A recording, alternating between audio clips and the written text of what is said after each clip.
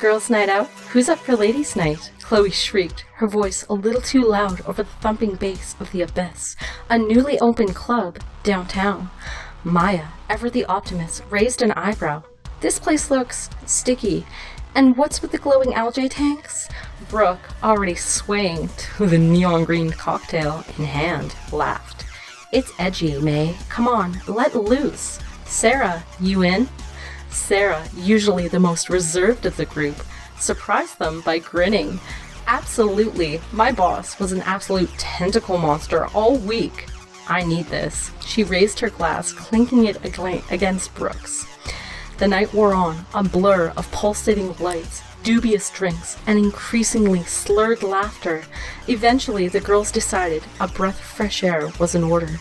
They stumbled out the back exit, seeking a quieter street away from the main drag.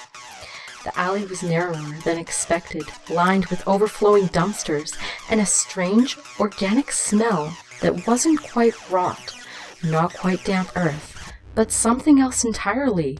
It clung to the humid air, thick and sweet.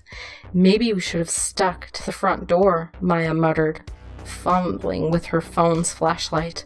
Suddenly, Sarah, who had been leading the way, tripped, or rather, something pulled her. She let out a startled gasp, her balance failing her.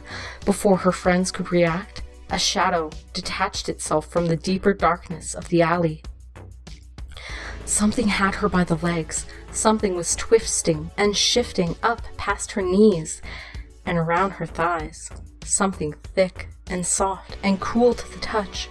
A knot wound up in her chest, and her face fell into a terrified scowl. There were no screams left in her, and she was hoarse from her fall. When she finally managed to look down at what it was that had her in its clutches, what escaped her throat? A simple, exasperated sigh. Chloe shrieked, a genuine, piercing sound of horror. Maya stood frozen, her phone light trembling. Brooke sobered instantly, stumbling back against the brick wall.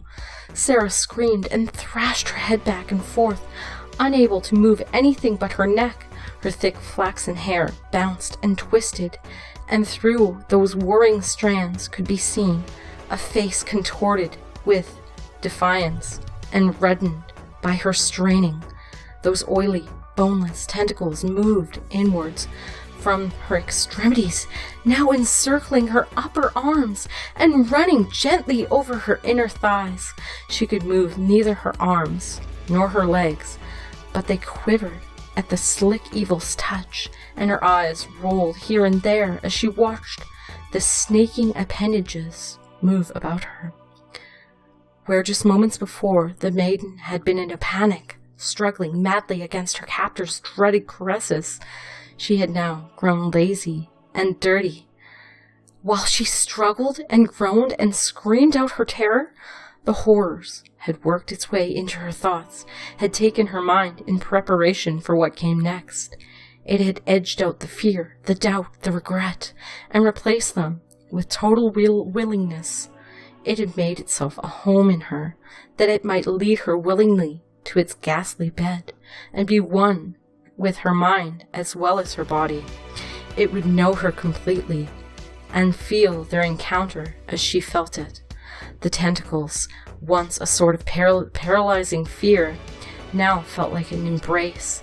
The cool touch became a comforting pressure. Her eyes, which had widened in terror, now fluttered, half-lidded, as a strange, euphoric smile began to stretch across her lips. The sound she made was no longer a choke of fear, but a soft, contented hum. Chloe took a step forward, eyes wide. Sarah? What are you doing? Sarah's head turned slowly, her eyes unfocused yet somehow eerily serene, as they swept over her friends. Her smile widened, not the old Sarah's shy grin, but something ancient and knowing. The soft, fleshy coils around her tightened almost subtly, urging her gently into the deeper shadows. Girls' night out? Sarah purred, her voice a low, resonant whisper that was entirely not her own. "Who's up for ladies' night?"